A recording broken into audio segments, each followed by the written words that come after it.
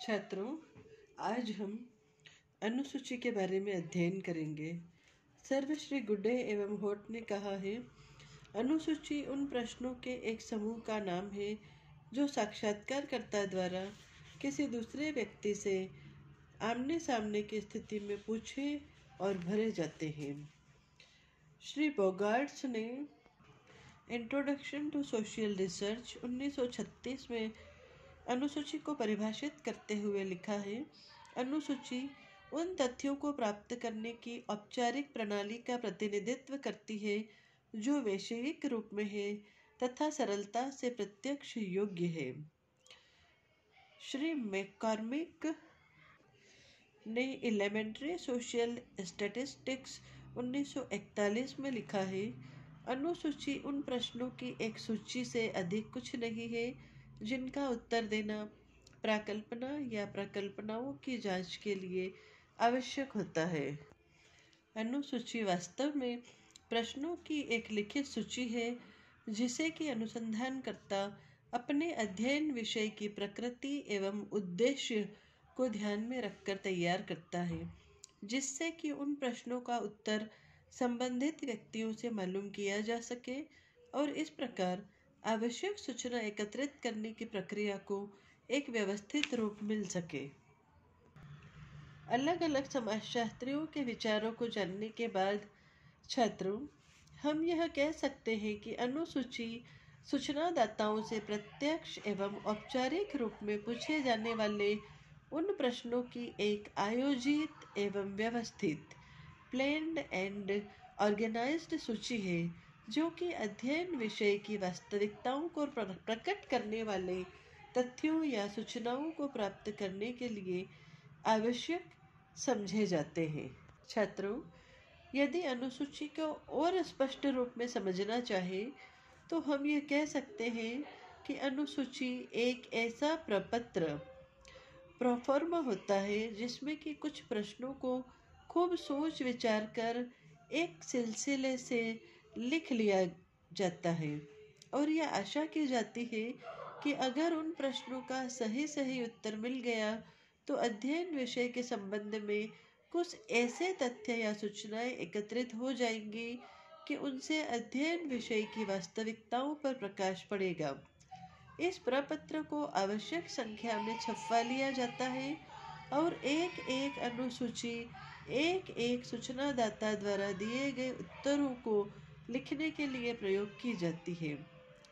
इस अनुसूची को लेकर स्वयं अनुसंधानकर्ता सूचनादाताओं के पास जाता है और उनसे पूछ कर प्रश्नों के उत्तर को स्वयं लिख लेता है तथा सूचनादाता को लिख देने के लिए व्यक्तिगत रूप से अनुरोध करता है। छात्रों, अब हम पढ़ेंगे अनुसूची के उद्देश्य। किन उद्देश्यों को लेकर के अनुसूची का निर्माण किया जाता है, यह जानना आवश्यक है। छात्रों, हम इनको क्रम से पढ़ेंगे। अनुसूची निर्मित करने का पहला उद्देश्य है प्रामाणिक तथा वस्तुनिष्ठ अध्ययन, वैलिड एंड ऑब्जेक्टिव स्टडी। अनुसूची का उद्देश्य अध्ययन एवं निरीक्षण को अधिकाधिक प्रामाणिक तथा वस्तुनिष्ठ बनाना है। अनुसूची के अनुसार प्रश्नों का उत्तर पाने के लिए अनुसंधानकर्ता स्वयं व्यक्तिगत रूप में जाकर लोगों से मिलता है, उन्हें अध्ययन विषय एवं अध्ययन के उद्देश्यों से परिचित करवाता है, अनुसूची के प्रत्येक प्रश्न की व्याख्या, उसके सही उत्तर की मांग करता है। इन सब का परिणाम यह होता है कि उत्तरदाताओं को समान प्रश्नों का विभिन्न अर्थ लगाने एवं उनका पृथक पृथक उत्तर देने का अवसर नहीं मिलता और वे सही उत्तर दे पाते हैं। इससे अध्ययन प्रामाणिक एवं वस्तुनिष्ठ होता है। छात्रों, अनुसूची का दूसरा उद्देश्य है सूचनाओं का अपूर्ण संकलन से बचाव। अनुसूची का एक और उद्देश्य उत्तरदाताओं से सूचना संकलन की प्रक्रिया को क्रमबद्ध तथा पूर्ण बनाना है। अनुसूची अपनी स्मरण शक्ति पर आवश्यक रूप में भरोसा करने के जोखिम से अनुसंधानकर्ता को बचाती है। यह हो सकता है कि बिना अनुसूची के साक्षात्कार या निरीक्षण करने पर यह विषय से संबंधित कुछ महत्वपूर्ण प्रश्नों का उत्तर प्राप्त करना बिल्कुल ही भूल जाए, अथवा उत्तरदाताओं द्वारा कही हुई बातों को बाद तक याद न रख सके। इस अवस्था में या तो सूचनादाताओं के पास फिर से जाना पड़ेगा या अपनी कल्पना पर भरोसा करना पड़ेगा। ये दोनों ही स्थितियां अध्ययन में यथार्थता लाने में बाधक सिद्ध होगी। अनुसूची का प्रयोग इस विपत्ति से बचाता है।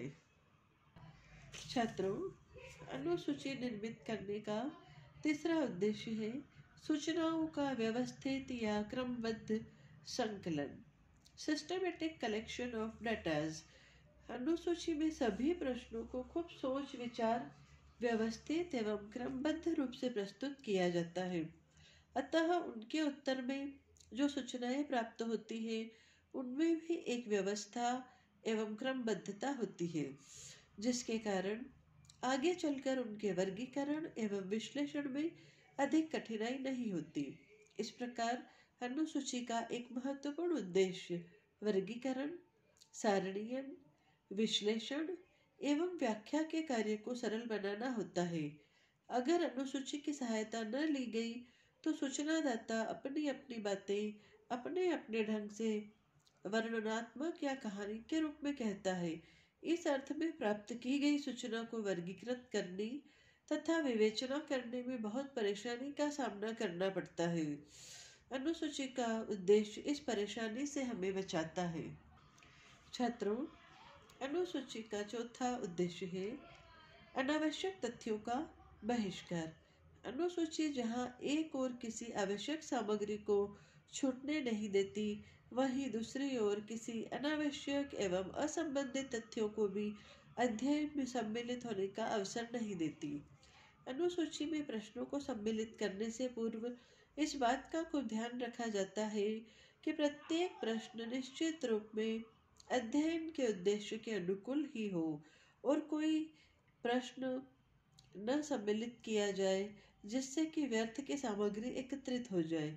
इस प्रकार अनुसूची का एक उद्देश्य अनावश्यक तथ्यों के संकलन से बचना तथा आवश्यक सूचनाओं के प्रति अनुसंधानकर्ता को सचेत करना है।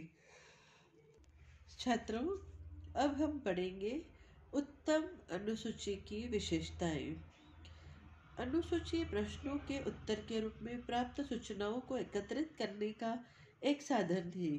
इसकी सफलता इसलिए प्रश्न तथा उत्तर पर निर्भर है, अर्थात प्रश्न इस प्रकार का हो जिससे कि वास्तविक तथ्य मालूम किया जा सके और प्रश्नों को सही अर्थ में सभी सूचनादाता समझ सके और सही उत्तर दे सके। इस प्रकार उत्तम अनुसूची की दो उल्लेखनीय विशेषता है। पहली, सही संदेशवाहन तथा सही उत्तर, और दूसरी सही प्रत्युत्तर। छात्रों, अभी हम पहली विशेषता सही संदेशवाहन पर चर्चा करेंगे। सही संदेशवाहन, इसका तात्पर्य यह है कि उत्तम अनुसूची में इस ढंग से प्रश्नों को पूछा जाता है, ऐसी भाषा का प्रयोग किया जाता है कि उन प्रश्नों के संबंध में किसी भी सूचनादाता के मन में कोई अस्पष्ट या गलत धारणा पनपने की गुंजाइश नहीं रहती। अर्थात अनुसंधानकर्ता वास्तव में जो कुछ पूछना चाहता है, सूचनादाता उसे उसी रूप में समझाता है। यदि अनुसूची के प्रश्नों में यह विशेषता है तो वह एक उत्तम अनुसूची ही होगी। एक उत्तम अनुसूची में भाषा इतनी सरल, सुस्पष्ट, भ्रम रहित तथा एक अर्थक होती है कि किसी के लिए उसके वास्तविक अर्थ को समझने में किसी भी प्रकार का कष्ट न हो। अनुसूची वास्तविक तथ्यों को संकलित करने का एक साधन होती है, इसलिए उससे वास्तविक भाव को वास्तविक रूप में व्यक्त करने योग्य होना चाहिए। छात्रों, अब हम अनुसूची की दूसरी विशेषता सही प्रत्युत्तर के बारे में चर्चा करेंगे। एक उत्तम अनुसूची की यह भी पहचान है कि अनुसूची इस प्रकार की हो कि सूचनादाता वही उत्तर दे जो अनुसंधानकर्ता के लिए उपयोगी एवं आवश्यक हो। इसका तात्पर्य यह नहीं है कि सूचनादाता केवल ऐसे ही तथ्यों या सूचनाओं को दे जो कि अनुसंधानकर्ता की प्राकल्पना के अनुकूल हो। इसका तात्पर्य केवल इतना है कि वे जो कुछ भी सूचना दे वह वास्तव में वास्तविक हो, दुविधा युक्त न हो और समस्या की वास्तविकताओं पर प्रकाश डालने में सहायक हो, चाहे उसकी वह सूचना अनुसंधानकर्ता की प्राकल्पना को सही प्रमाणित करे या गलत। उत्तर यदि संदेहजनक, अस्पष्ट या बहुअर्थक हुआ तो उससे अनुसंधानकर्ता के भटक जाने की संभावना होती है। इसलिए एक उत्तम अनुसूची में प्रश्न इस प्रकार पूछे जाते हैं कि स्पष्ट, संदेह रहित तथा एक अर्थक उत्तर प्राप्त किया जा सके। सही संदेशवाहन तथा सही प्रत्युत्तर तभी संभव होगा जबकि अनुसूची में इस प्रकार के गुण हो कि अनुसूची का आकार तथा रूप आकर्षक हो, समस्त प्रश्न स्पष्ट, सरल, भ्रम रहित तथा एक अर्थक हो। प्रश्न ऐसे हो कि जिनका उत्तर देने में सूचनादाता को किसी प्रकार का संकोच या झिझक न हो। प्रश्न अध्ययन विषय की प्रकृति तथा उद्देश्य से संबंधित हो, जिससे कि उनके उत्तर में जो भी सूचना मिले उसके द्वारा प्राकल्पना की जांच की जा सके। प्रश्न इस प्रकार के हो कि उनके उत्तर में प्राप्त सूचना सारणीयन तथा सांख्यिकी विवेचना के योग्य हो। प्रश्नों की व्यवस्था इस क्रम से हो कि उससे प्राप्त सूचनाओं में परस्पर अंतः संबंध तथा क्रमबद्धता बनी रहे। अनुसूची जहाँ तक संभव हो संक्षिप्त हो, विशेषकर उसमें सम्मिलित प्रश्न इतने लंबे न हो कि सूचनादाता उत्तर देते देते उब जाए। छात्रों, अब हम पढ़ेंगे अनुसूची के प्रकार, टाइप ऑफ शेड्यूल। अनेक समाजशास्त्रियों ने अनुसूचियों के अलग अलग प्रकार बताए हैं। छात्रों, अभी हम अनुसूची के कुछ प्रकारों के बारे में अध्ययन करेंगे। अनुसूची का पहला प्रकार है निरीक्षण अनुसूची, ऑब्जर्वेशन शेड्यूल। जब अनुसंधान में निरीक्षण प्रविधि का प्रयोग किया जाता है तो निरीक्षण कार्यों को व्यवस्थित तथा क्रमबद्ध करने के लिए निरीक्षण अनुसूची का प्रयोग किया जाता है।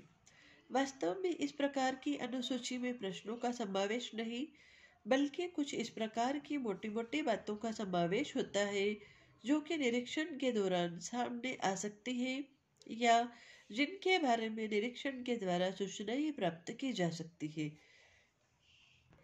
निरीक्षणकर्ता इस प्रकार की अनुसूची को निरीक्षण के दौरान अपने पास रखता है तथा संबंधित घटनाओं को देखकर अनुसूची को भरता जाता है। इस प्रकार निरीक्षण अनुसूची में अध्ययन क्षेत्र में प्रश्न पूछकर सूचनाओं को एकत्रित नहीं करना पड़ता, बल्कि स्थिति का वास्तविक निरीक्षण करके उससे संबंधित तथ्यों को स्वयं लिख लेना पड़ता है। इसमें सूचना प्राप्त करने के लिए किसी से कुछ पूछा नहीं जाता, बल्कि स्वयं देखा जाता है। छात्रों, अब हम अनुसूची का दूसरा प्रकार मूल्यांकन अनुसूची, रेटिंग शेड्यूल के बारे में चर्चा करेंगे। जब किसी घटना अथवा वस्तु से संबंधित विषयों के संबंध में उत्तरदाता की प्रवृत्ति, राय, पसंद आदि के सांख्यिकी माप करनी होती है तो इस प्रकार की अनुसूची का प्रयोग किया जाता है।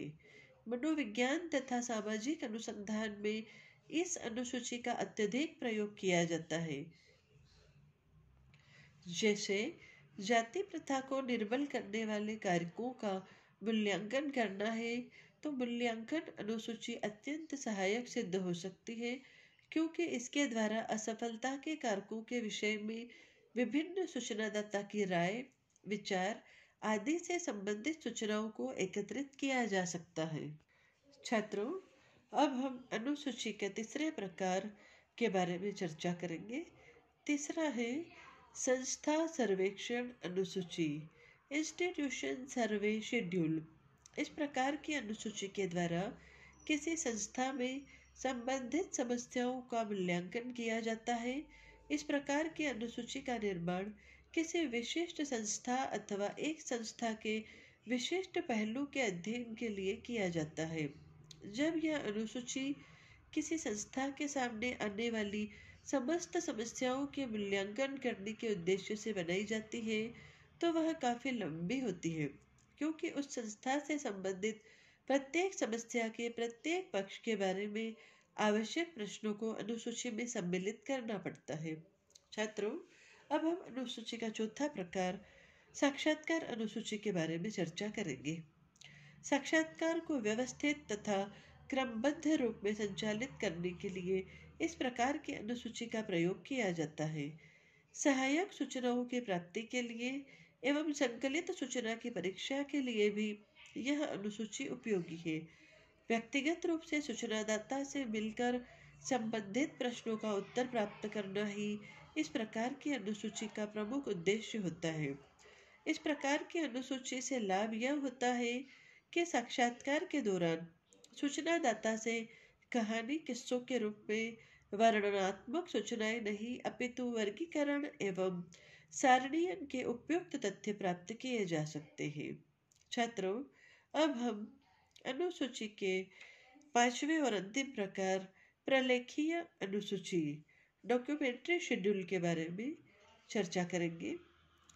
प्रलेखीय अनुसूची का उपयोग लिखित प्रलेखों जैसे आत्मकथा, डायरी, सरकारी तथा गैर सरकारी रिकॉर्ड और ऐसे ही अन्य लिखित स्रोतों से सूचना एकत्रित करने के लिए किया जाता है। समग्र की इकाइयों के विषय में प्रारंभिक जानकारी प्राप्त करने के लिए आवश्यक सूचना एकत्रित करने के लिए भी प्रलेखीय अनुसूची अत्यंत उपयोगी होती है। इस प्रकार की अनुसूची में जिन प्रश्नों को सम्मिलित किया जाता है उनके उत्तर आत्मकथा, डायरी, दस्तावेज, दफ्तरी रिकॉर्ड आदि में से ढूंढकर लिखे जाते हैं।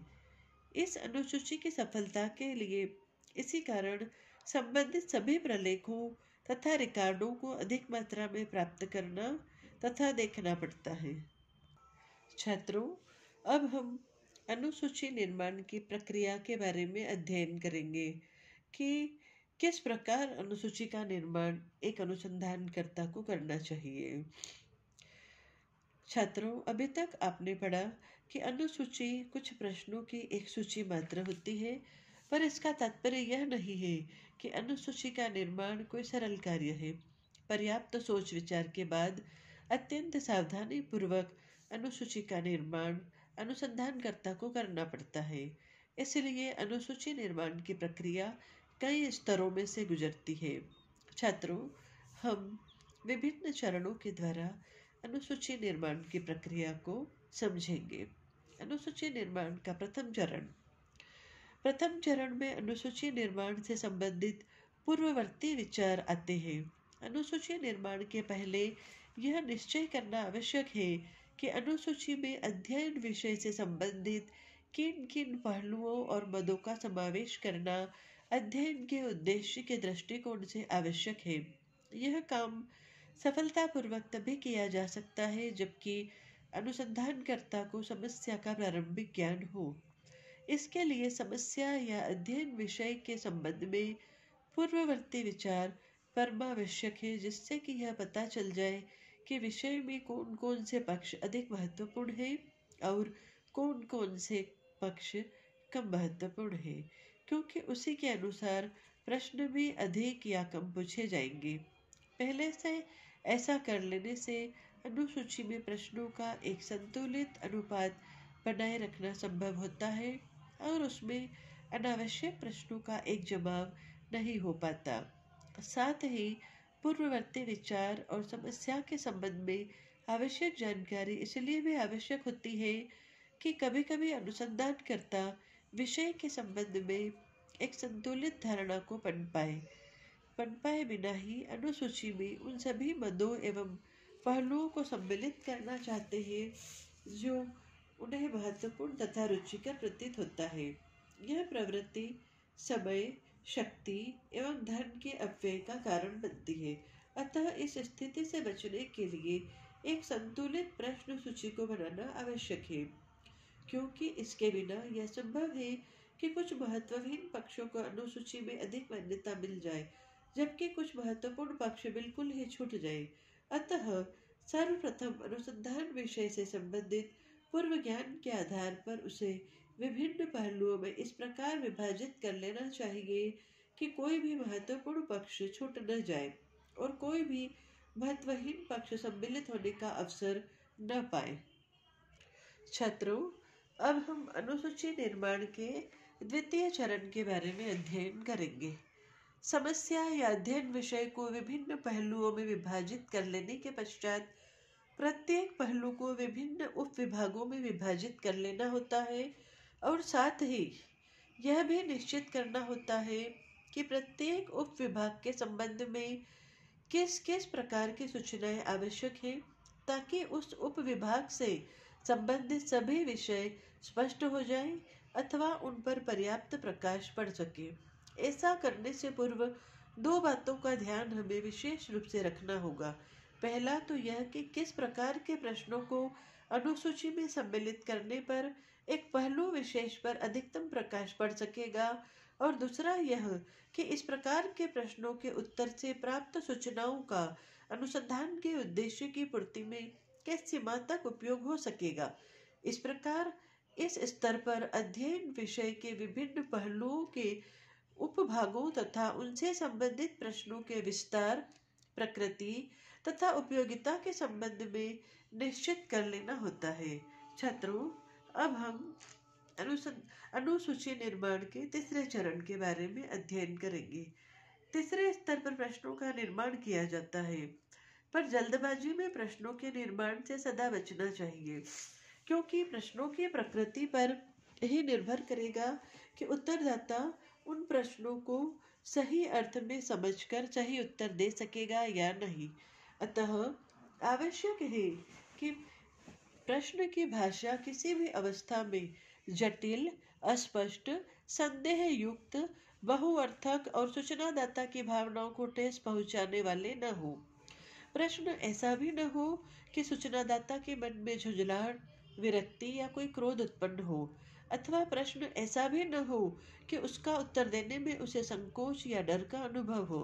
सरल, स्पष्ट तथा ठीक ढंग से पूछे गए विनम्र प्रश्न उत्तरदाता से सही उत्तरों को स्वतः ही प्राप्त कर लेते हैं, जबकि गलत ढंग से पूछे गए प्रश्न उत्तरदाता के मन में झुंझलाहट उत्पन्न करते हैं और वह या तो इधर उधर की बातें कहकर प्रश्नों को यूं ही पूरा कर देता है या सूचना देने से बिल्कुल ही इनकार कर देता है।